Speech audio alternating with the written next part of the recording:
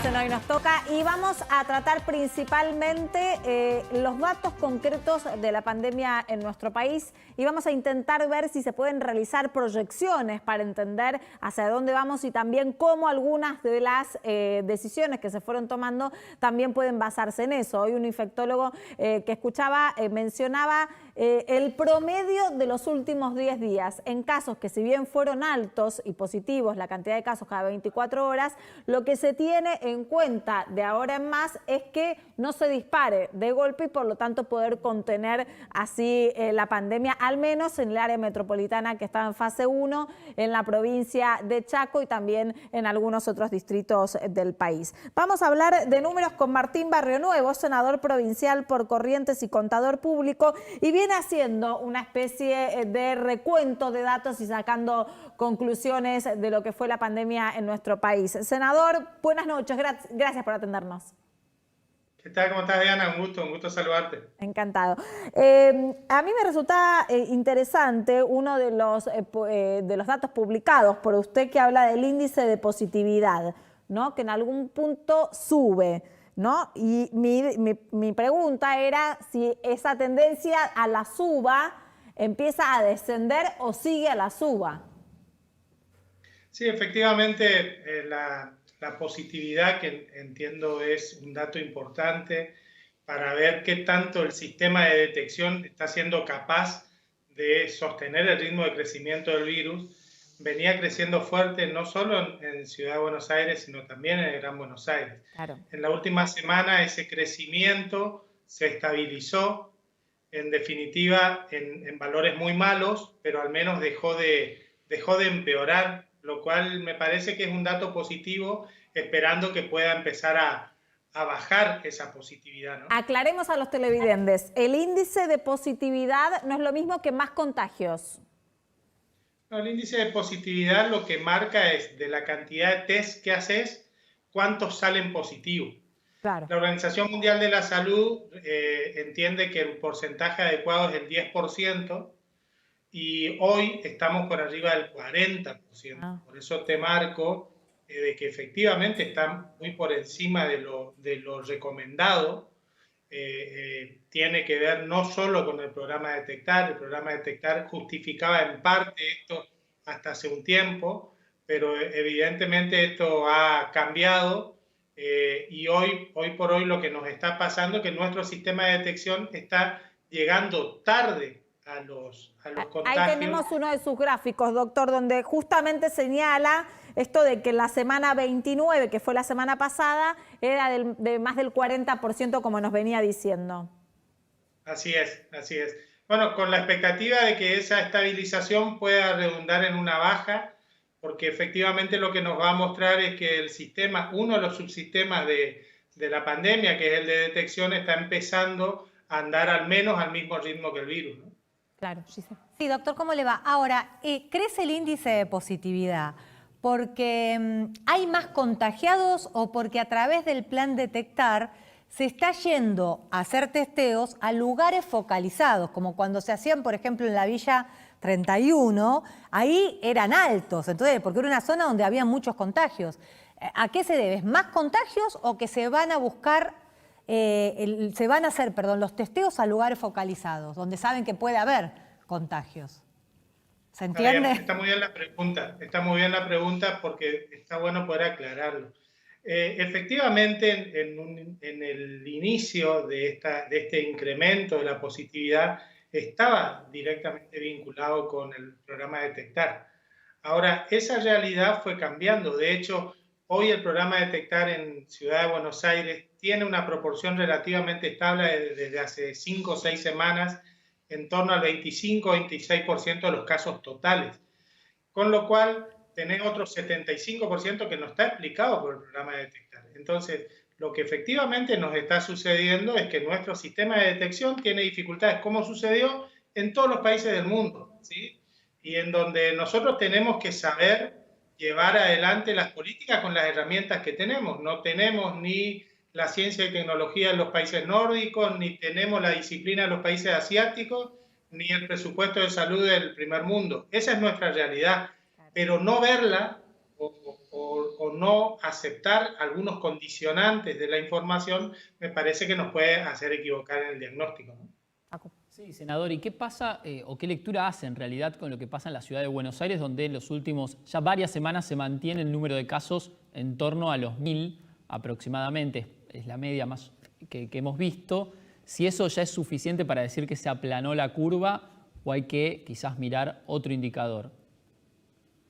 Yo no soy de mirar un solo indicador. Yo recién, justo antes de empezar la entrevista, estaba mirando. Fíjate vos, es cierto que la dinámica ha cambiado mucho y se ha estabilizado bastante, pero el 25 de junio había 850 casos en Ciudad de Buenos Aires y hoy estamos de manera muy consistente en torno a los 1100. Pasar en 30 días de 850 a 1100 es una disparada, y no, la verdad que no es una disparada, pero evidentemente hay un crecimiento que hoy está en torno al 8 o 9% comparado con la semana anterior. Entonces, no dejemos de ver de que hay un crecimiento, porque ese crecimiento en realidad lo que nos lleva después es aunque sea de manera paulatina, a seguir sobrecargando el sistema de salud. Ahora, veo que nosotros estamos todavía analizando números de 8 o 10 días para atrás. Tengo expectativa de que la curva efectivamente se estacione. Hoy te decía, sigue creciendo levemente. Tengo expectativa de que, tomando en cuenta los últimos días de la cuarentena, que lo veremos en estadísticas hacia el fin de esta semana o el inicio de la semana que viene, podamos encontrar una curva estacionada. Ahora, esa expectativa, la verdad es que no cumple con lo que pensábamos que era necesario. Nosotros necesitamos bajar la cantidad de casos. Hoy, con la estrategia actual del Gobierno Nacional, de la Ciudad de Buenos Aires y de la provincia de Buenos Aires, evidentemente la búsqueda para bajar la cantidad de casos va a tener que ser en mayores cuidados de la sociedad por encima de una menor movilidad. Hoy vamos a meter mayor movilidad. Para poder compensar esa mayor movilidad vamos a necesitar mayores cuidados de la sociedad. Antes de preguntarle por la cantidad de muertos, que es lo que quiero avanzar, justamente esto que estaba señalando lo decía al principio Gise, ¿no? Como que empezaron a evaluar la vuelta a la fase 1, Gise, que no dio tanto resultado. No dio resultado, pero lo que yo le quería preguntar al doctor es cuándo sería el pico según sus cálculos, porque en la ciudad y en la provincia, el conurbano, dicen que va a ser en distintas fechas. En la ciudad están diciendo en 2 semanas. ¿Usted qué cálculo hace? Mira, en primer lugar, respecto de si dio o no resultados, yo creo que evidentemente lo que consiguió es que la pendiente de crecimiento cambie. Eso no hay dudas. ¿Sí? Vamos a ver si logra que se estabilicen o no. Creo que la decisión tiene mucho que ver con el cumplimiento de la ciudadanía, ya con un cansancio económico, social, y entonces la decisión estuvo mucho más vinculada a decir, si nosotros seguimos un tiempo, esto la ciudadanía lo va a acompañar o no. Ahora, el pico, ¿cuándo llega, cuándo no? Depende del comportamiento de la gente. Eso es lo que tenemos que tener muy en claro. Las curvas no son inanimadas. Las curvas crecen o bajan en función de una mayor movilidad, en función de mayores cuidados, tenemos distanciamiento. A ver, lo que pasó en otros lugares del país, para que les quede claro, en Entre Ríos estaban muy bien, fueron en Concepción del Uruguay a tomar mate en un gimnasio y se inició un brote fenomenal que no existía. Entonces, no es que las curvas surgen porque sí, bajan porque sí o suben porque sí. Depende mucho, y en esta etapa hay que remarcarlo mucho más, en esta etapa depende mucho más de cada uno de ustedes, los vecinos del Gran Buenos Aires, de cómo se cuiden, de cómo respeten al otro, para lograr que efectivamente los casos empiecen a bajar. Senador, según el reporte matutino y el vespertino del Ministerio de Salud de la Nación, en las últimas 24 horas se registraron 113 muertes. Este es el pico más alto que tuvimos hasta ahora en un solo día de cantidad de fallecidos. ¿Cómo se comporta el índice de letalidad en nuestro país y si esto marca también un punto de inflexión o de aumento constante? ¿Cómo lo ve? ¿Cómo lo analiza? Dos cosas. Una, por supuesto que 113 muertes es algo que nos duele a todos y que nos debe alarmar a todos.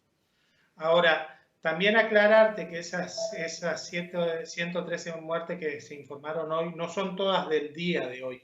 Se informan, ¿no? Y si miramos por fecha de fallecimiento la base de datos, vemos que hasta ahora el valor máximo de fallecidos diarios está entre los 65 y los 70 diarios. Con lo cual te estoy diciendo que... Pero se mantiene entonces lo que usted dice, por día se mantiene. Esto es según como se informa del reporte del Ministerio de Salud. Se suele darlos después de los fines de semana, una demora, un sesgo en la información. Igual nos debe alarmar porque es máximo respecto a la información. Claro. ¿Sí? Ahora, lo que está claro es que ese no es el valor diario de fallecimiento. Claro. El valor diario de fallecimiento está en torno a 65-70, que es muchísimo, que es compatible con una tasa de letalidad cercana al 2%, que es la que tenemos hoy, una tasa de letalidad similar a la de la ciudad de Buenos Aires, una tasa de letalidad mucho mejor que la de otros países, por eso yo por allí no coincido cuando se analiza cuántos contagios podemos no tener detectados mirando las estadísticas de Europa. En Europa, en España, la tasa de letalidad es del 15%. Sí. Es decir, es evidente que en España se dejaron de detectar muchísimos casos, porque el coronavirus no tiene una tasa de letalidad real del 15%. Claro. En la Argentina y en Ciudad de Buenos Aires está cercana al 2%, en Ciudad de Buenos Aires el 1,9%. Entonces, evidentemente, en la Argentina, aún con las deficiencias que estamos teniendo, con la positividad que hablábamos hoy, que en mi opinión lo que está sucediendo es que estamos llegando tarde a los casos, pero no dejando de detectarlo, es evidente que no son tantos los casos que se nos escapan, porque si no la tasa de letalidad estaría mucho más arriba, más estaría más similar a las europeas. Última pregunta, sí. Sí, senador, el presidente llegó a especular con la cantidad de vidas que se salvaron por extender la cuarentena, lo que hoy ya lleva en la Ciudad de Buenos Aires 4 meses. Si bien puede sonar antipático, también es real que Argentina va a tener una de las mayores caídas en el mundo. ¿Y se pueden cruzar los datos y evaluar cuánto costó salvar esas vidas? Por supuesto que tengamos en cuenta de que es una... acá, porque él es un fanático como usted de los números, claro. No es que le queremos poner un precio a la vida para nada, pero de verdad que acá Alcoyana, ¿no? Se encontraron entre los dos. Lo sigo al senador. Sí. La verdad es que, en primer lugar, decirte que no está claro que la Argentina vaya a ser la de mayor caída económica en el mundo. Una de mayor caída. Vamos a tener, sí, estamos teniendo una fuerte caída económica, junto con el conjunto del resto de los países. Han habido países, por ejemplo Chile, que en abril cayó menos porque tenía mayor movilidad, pero ahora tiene un nivel de cuarentena muy superior al nuestro y se espera que la caída de Chile sea mucho mayor tanto en mayo como en junio como en julio. Entonces, en definitiva, lo que te quiero decir es la caída de la economía tiene que ver con una pandemia. La pandemia, por definición, es global, es decir, la caída de la economía es global. Después veremos cada uno de qué manera hacemos para salir adelante. Y allí tenemos dificultades especiales que no son de ahora, que son preexistentes. No tenemos acceso al crédito, con lo cual la inyección de fondos públicos para salvar la economía tienen hoy mucho más que ver con emisión monetaria que con otra situación.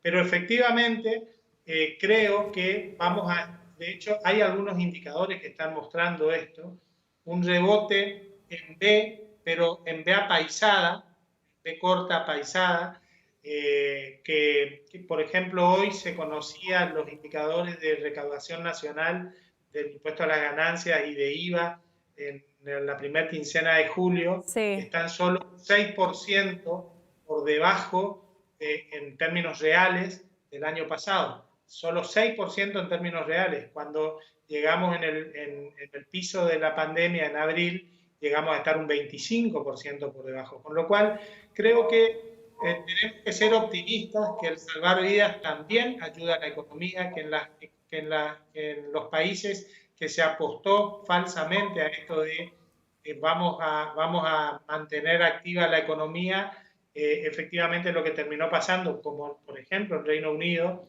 que fue el gran mentor de esta política, al día de hoy Reino Unido tiene menor movilidad que la Argentina productividad hacia el trabajo, que es un indicador que se utiliza mucho para comparar a los distintos países. Senador, parte de la recuperación de la economía va a ser necesaria de parte de las inversiones, así que le recomiendo a usted y también a toda la audiencia, antes de repetirlo, que se queden, porque después del corte vamos a hablar con Facundo acerca de los integrantes argentinos del ranking Forbes. Bueno, con esto lo comprometo a que se quede viendo a su colega fanático de los números.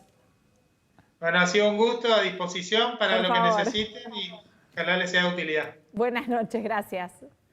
Ya les dije, quédense porque venimos con los más pudientes de la Argentina prácticamente, con todos los datos, Facundo. Con el top 10. Con el top 10. Bueno, ahora después del corte, quédense.